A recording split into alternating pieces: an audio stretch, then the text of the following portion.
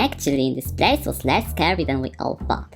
Among flames and rocks, we found a little gravel road, which meant there had been people before us here. We were walking speechless, focusing on not getting off the track. It was quite unusual to see HTML being that pensive. It looks like CSS disappearance had to touch too much. I tried to tip into my thoughts as well, but then I figured out the road was getting smaller and smaller. HTML, let's go back. I don't feel like we're about to get somewhere. This road is just shrinking. Don't grumble, let's go. We're on the right track, I feel it. I'm grumbling? You were the one who always did it. But he was right. After a while, we saw black skyscrapers emerging from the mountains in the distance. Welcome to Tor City, a sign said. I couldn't understand why I didn't know about this place before. We went on and suddenly entered the town. I believe CSS has to be somewhere there. We looked around the area and noticed countless dark birds surrounding us. Even if we were dressed in eye-catching onion costumes, nobody seemed to pay attention to them. There was one thing that amazed me right away. If you ever found birds in our world to be almost identical, here they are just the same. I'm not kidding. If you ever want to see any of them, you couldn't possibly point to the right one cause there is no way to tell them apart. We were walking around for a while asking if anybody had seen a blue girl by some chance. However, nobody had, despite the fact that we had been the first blue creature they could have ever seen in their lives. Somewhere in the center, we found a gigantic shopping mall. If you ever go for a walk in some random city and there you find an extra bin for empty syringes, you start thinking there's something wrong with that place.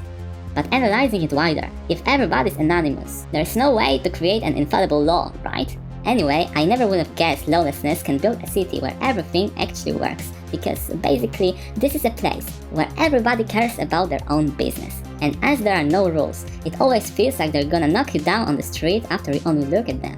Nobody did it though, and most of the residents are very polite. However, for sure, it was not a place you'd like to visit with your children, so we had to be on guard. Maybe this feeling goes from you when you get used to this atmosphere? We were gazing at the local stores. In case you wanna buy something here, you need to get some of their dark currency, a burp coin. I wanted to get some burp coins, but I couldn't find any exchange points around.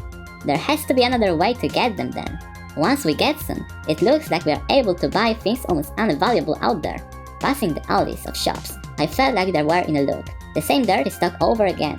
I haven't seen any groceries since we entered the town though.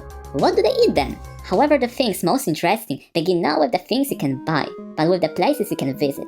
And there the craziness of the store begins. As there were no places to buy food around, we needed to eat a red onion for lunch. It was so gross that I needed to take a seat because I felt like I was about to throw up.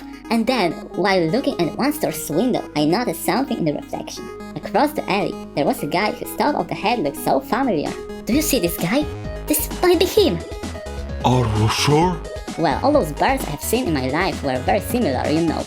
But have you seen any other bird in this world looking that fancy? I don't know why he's black though, but I bet you 100 donuts she's inside of this.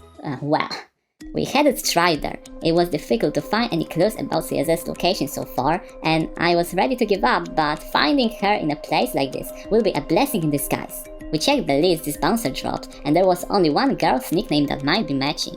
Room 404, Blue Lollipop, best girl. The best one, you say? Yeah, it seemed we had no choice but to go inside and check it out. Fortunately, this bouncer was sleeping deeply, and we wanted to make sure he's gonna stay like this when we go in.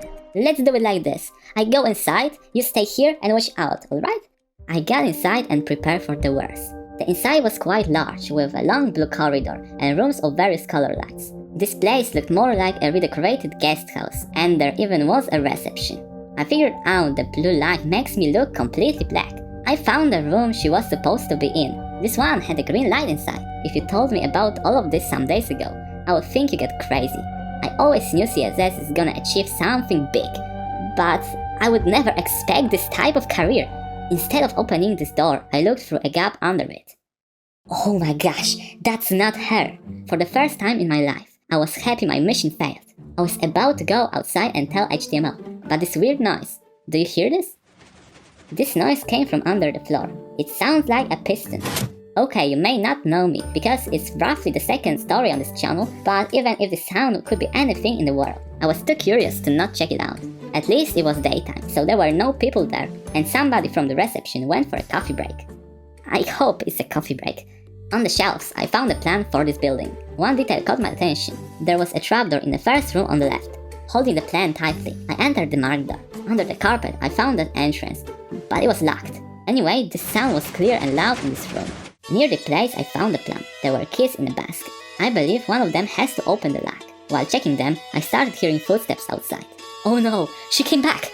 I need to speed up! As this room was so close to reception, I was doing my best to not make a single sound. I was in panic, but after checking half of these keys, I found the right one. I went down the trapdoor. Then, in total darkness, I found a light switch. A red line turned on. The view I saw was blood curdling. There were people here, and everybody was plugged to some kind of a machinery with the tubes. Are such things normally built under nightclubs? And CSS was here as well. She and others didn't pay attention to anything I was doing. They were always looking in one direction. I wanted to look closer at them, and I found a button to turn the white light on. What the? I thought she was black because of that stupid red light, and she was black in general. CSS, that's me. JS, what's wrong with you? But her mind seemed to be off.